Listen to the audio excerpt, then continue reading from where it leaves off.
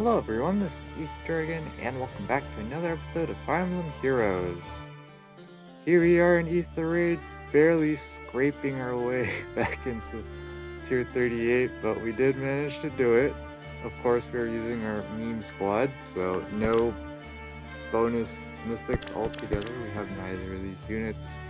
And even if we had Uller, we wouldn't use her, because that's what we do during light season. So let's see how we did on defense. Overall, offense was pretty much a catastrophe, as you can probably tell from our lift at the end of the season here. There was just a couple of goofs that we inevitably were going to make that did happen. One of the most notable ones was I saw the enemy team had a bunch of dragons and mages and thought, we can just have air tank them all. Nott's in the 7th slot for the usual 7th slot dancer shenanigans. So we're all good. We can prevent the dancer from dancing that. And so I just hit end turn with air, chilling with cadence support. And not wasn't something that. So yeah, air just died to Nod, and then Caden got sniped down, and everything went terribly after that. We ended up having to sack 3 units in that match, which is 100 lift loss for us on offense because no bonus unit. So not a good start for the season at that point. And then from there, it basically devolved into hit and run, end churn, and the usual shenanigans that we pull with Nino and company.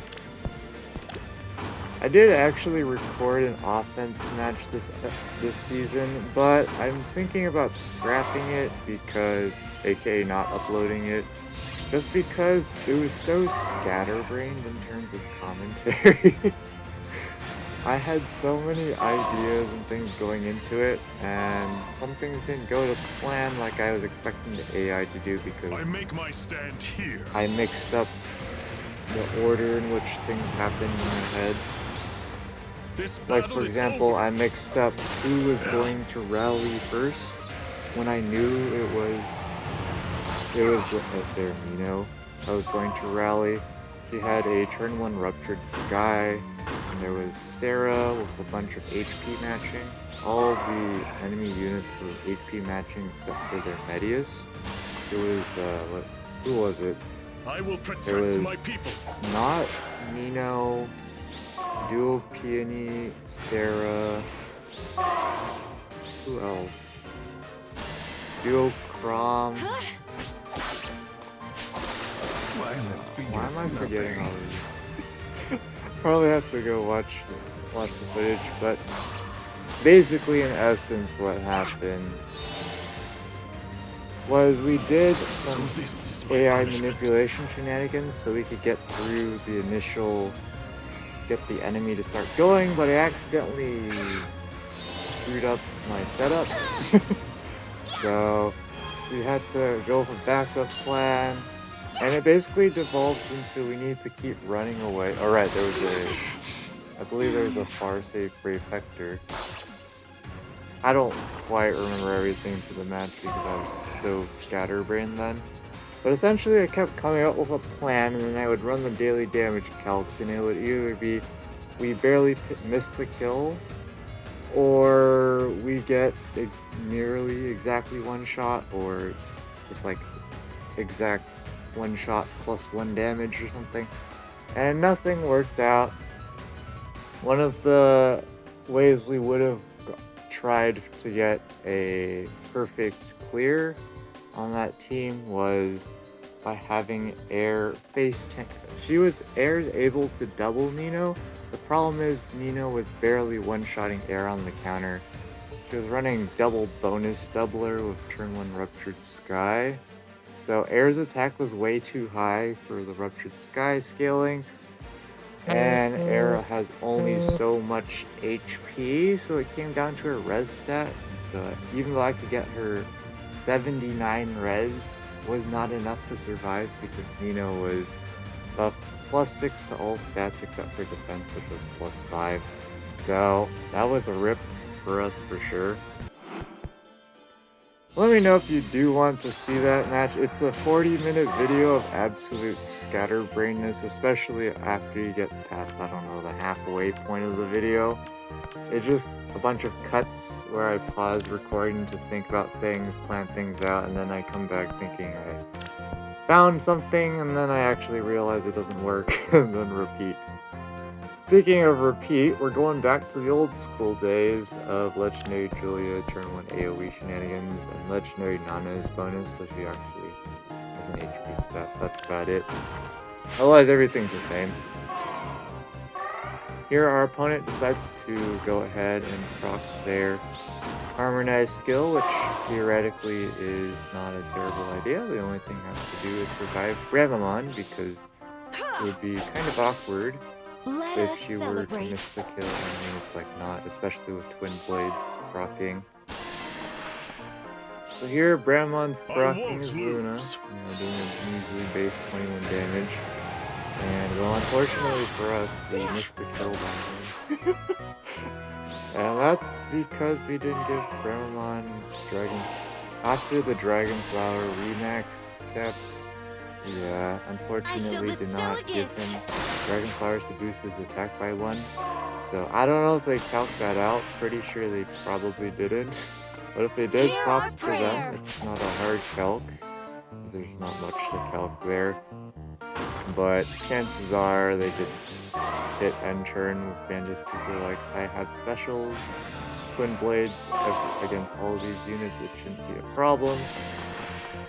So that's how it goes. But that's why we still do run Hardy Bearing in the off chance that it actually does something. In this case, it didn't. That's unfortunate. Also, running something like Attack Defense Push there instead of Sturdy Impact would have been better. But you know, it's for that one extra attack, and he doesn't have the impact effect when he player phases. So it's a bunch of trade-offs in our default defense here. But overall on offense, other than those two matches were relatively straightforward. We just had to pull some weird antics at some points to get some clever full structure breaks like we try to do. Because sometimes the enemy trap placement's definitely super annoying for our challenges. At the end of the day, I mean, we needed to stay involved, which is nice because at least next season we have both the offense and defense bonus mythics for after season, so that'll be nice. That's about it. I don't know what we're gonna actually do on offense to be more consistent. Because the thing I've noticed about Astra season is we really need an option to be able to hit end turn, particularly against mages. There are dagger units, bow units, archers, whatever you want to call them, derping around, but it's not as common and relevant to most of the scenarios we face in Astra offense.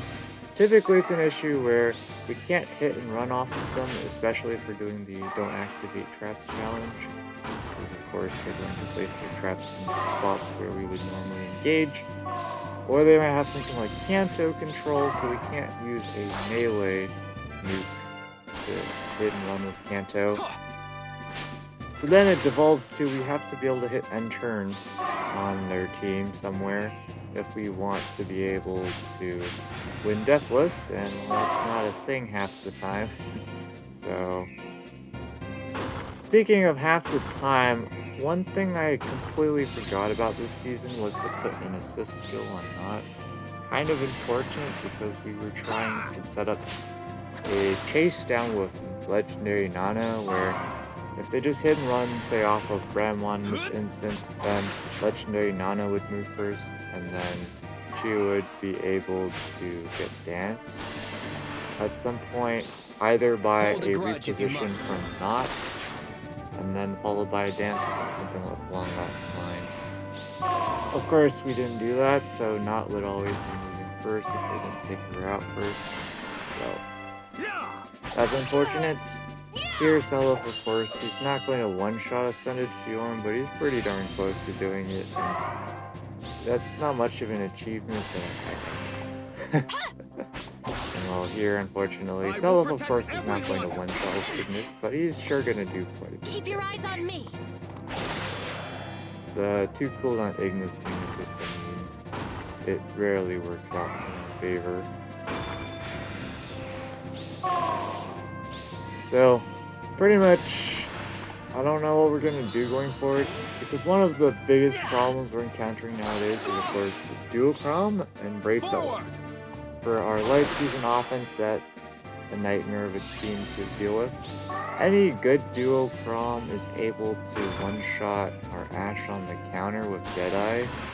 So the fact that we won some matches this season by having Ashe face tank a Duochrome's Deadeye is kind of an indicator for how things went this season.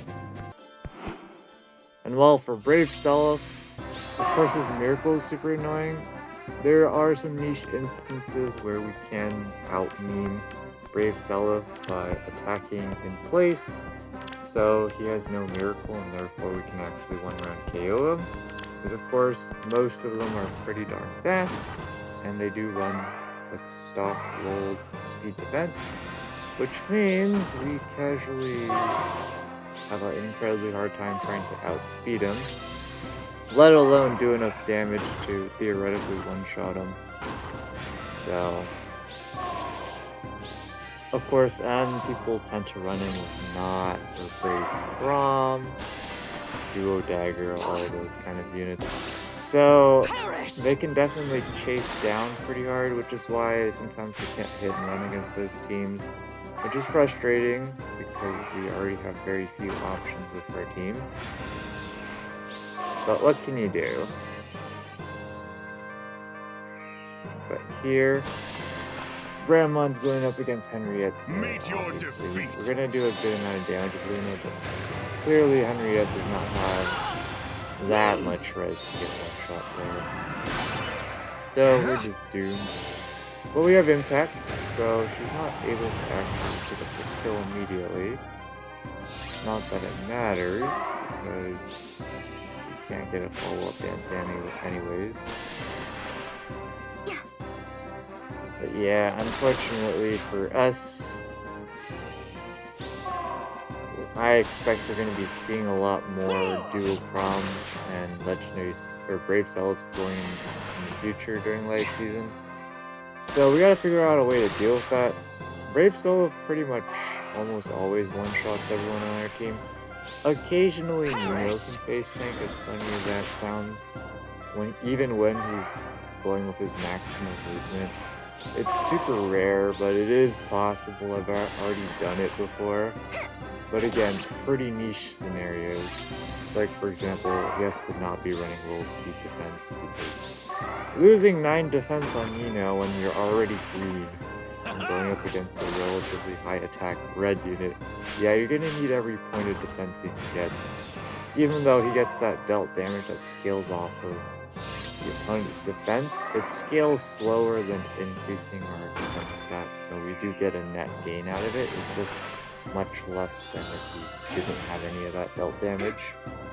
So, that's definitely an issue for us down the line. And of course, not being able to one-round KO him, it's pretty on par with Legendary Sigurd, except sometimes, occasionally, we can one-round KO Legendary Sigurd, even through his damage reduction. With Seliph, he has his Miracle shenanigans, so that's a problem. And of course, the real problem comes up when we don't have a way to get Bolt Tower damage off because they're running Medius. So, a lot of units definitely get hurt a lot on defense by max level Bolt Tower damage. And here, for us, they're just going to hit end turn. Makes sense. Legendary Nana, of course, she's getting debuffed right now, and she gets debuffed even more during combat. So we're not going to be able to get much mileage there, but Legendary Julia going to do a bit of damage here. AoE, not really doing much, but hey, she survives, kind of expected, post-remix. Gets no damage reduction though. She gets skill again, but with the damage reduction from Hardy Fighter 6 Cal, of course, this one is going to survive. But again, she doesn't kill. So if somehow we got a third dance, things might not have ended this way in that matchup. But here, Legendary Nana, fairly short on Chicken Patel and Brave Hector. All those debuffs from the enemy can help us out there. So that's unfortunate. Of course, they're going to take out Legendary to not keep her alive as long as their Farsight unit is that low on HP. Makes sense. Perish! And well, that's about it for Mills doing his job. He didn't do too much there.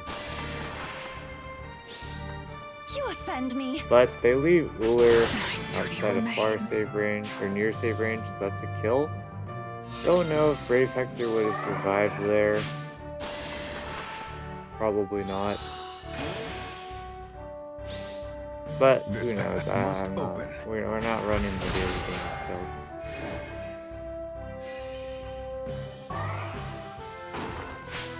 Well, looks like we're gonna hit N-turn again. Panic kicking in. Of course, Salt's going to do nothing here. Actually, I had Hardy Fighter previous, so definitely was probably surviving that Luna. Not too big of a deal then. Yeah, I don't know what we're gonna do in offense going forward during late season. Because of course we don't run escape ladders, so if we get matched up into a terrible matchup, there's just nothing we can do. That's the problem. And here they decide Aster is powerful enough to survive Gramamon, which I don't know about that one, but Aster doesn't have percent base damage reduction, so I just kill. Nothing. I'm not sure what they're expecting there. Asker can be super tanky, but his rust stat is not that amazing, and of course he takes his stat same way, not that amazing. So, Ripperonis.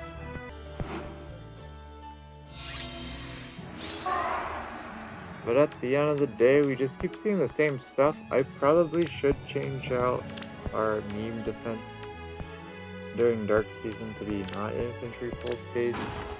But I don't know. We formed a Dancer Elvian a long while back. Still haven't built him at all. Just have him at level 40, you know, that's about it. Probably should do that. But then we would definitely want to change our defense archetype.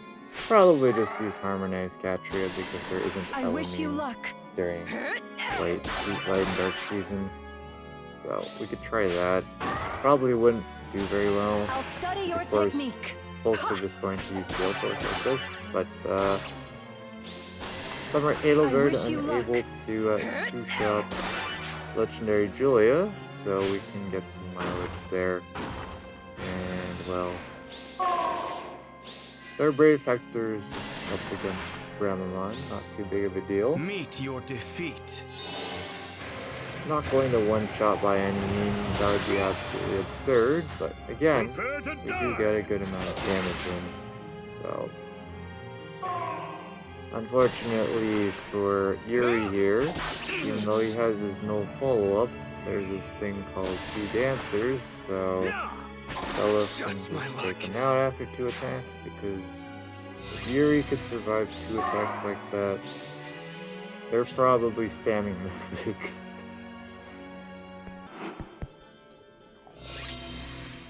And let's see here, I mean, it's pretty much about what you expect.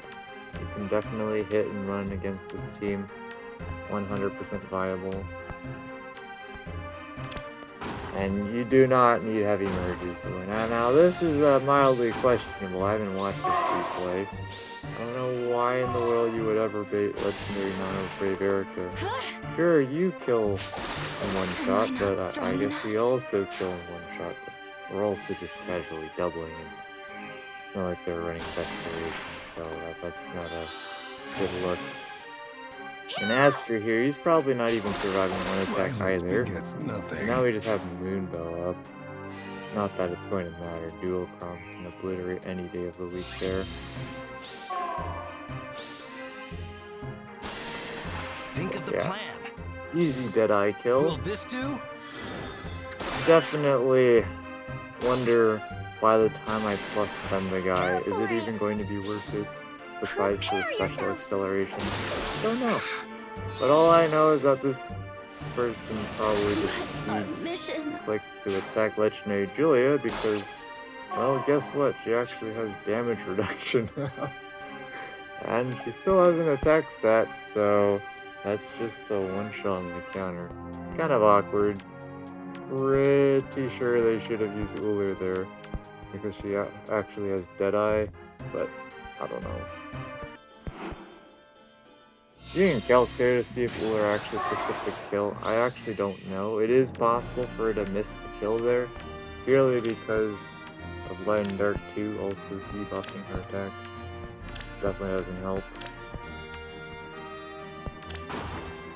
This looks like just end turn the sequel, so we'll see how our team does here. But they're banking on Aster tanking some melee range from the looks of it, which is feasible, you have Kaden, but we have Legendary Nanogo in this as Violence begets well. nothing. Not even close. Yeah, that's the problem with Aster.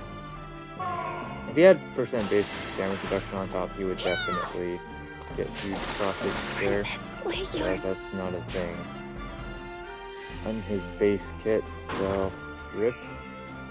Your Legendary Julius when you do absolutely nothing by breaking the structure twice.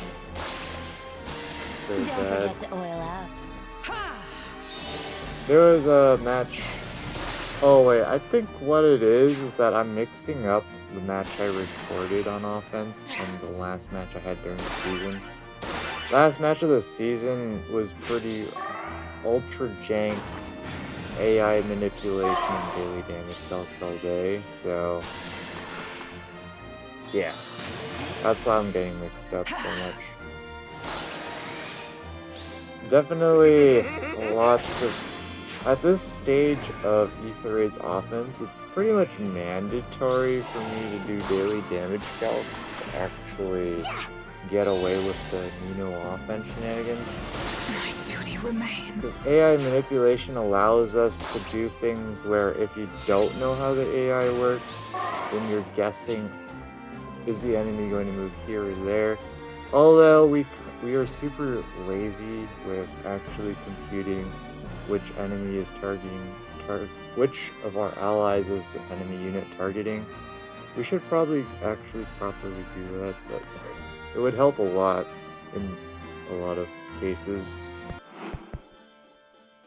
Particularly in the match I did record. Again, let me know if you want to actually see the episode. It's just raw footage of a bunch of pausing the videos and that kind of deal. But yeah, it wasn't very great, to say the least. Here, it looks like our opponent is deciding to go for the Brave Dimitri tank against Legendary Julia. Seems fine. They get the exact one shot there. Don't know if we ran Mirror Impact there, how that would, I don't think that would have changed anything. So, I'm pretty sure we're getting the max damage reduction, but yep, Brave Dimitri's were fine. Definitely helped him tank out a ton more because his value now is having that combination of percent base damage reduction and that fixed damage reduction, the flat damage reduction. which is absolutely huge, is when you combine the two I together, will you can protect take my a people. lot of damage without taking a single point of damage. And let's say, even if the enemy wants to do 10 damage, they have to do so much damage at base kill. And they have flame here as well, so the effects are compounded even more. So, very straightforward. He's definitely a viable Ether Raid's offense frontliner tank. You just can't have him tank This battle is literally over. everything.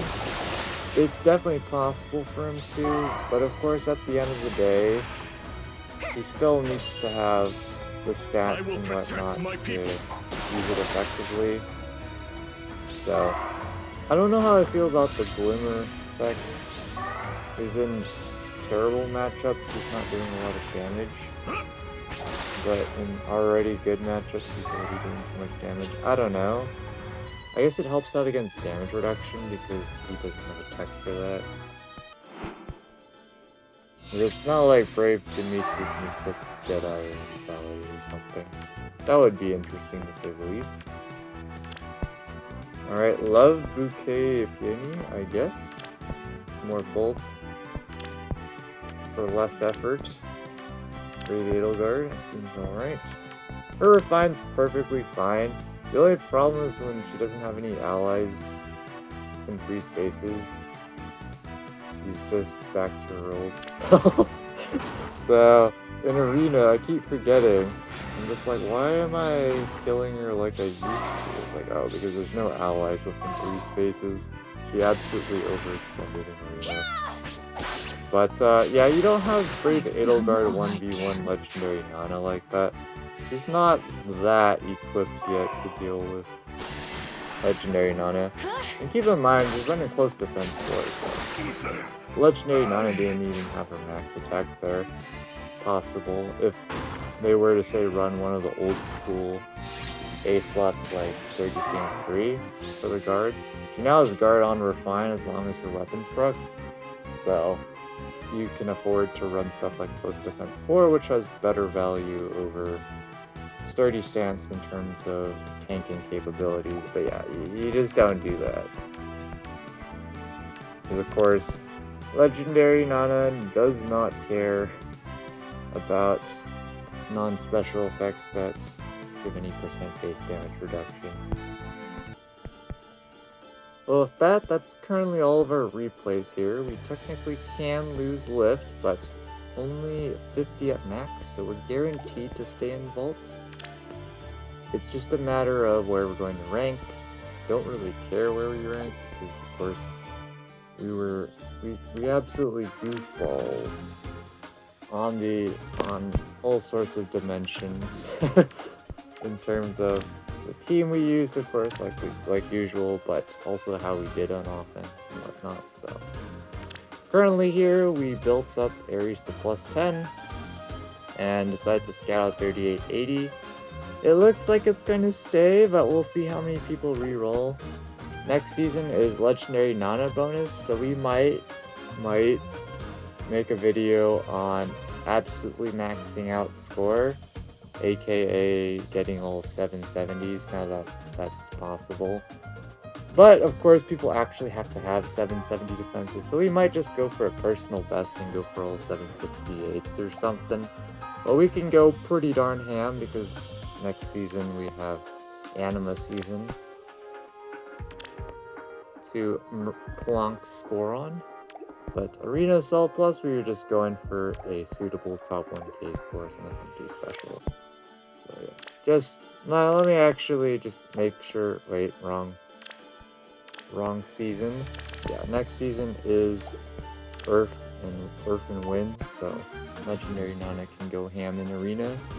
She won't struggle to pick up bonus kills, let's put it that way. In fact, we might even, I don't think it's possible in some scenarios, but we might even try to get all 4 bonus kills just like the old days. But anyways, we'll be back when the results drop in.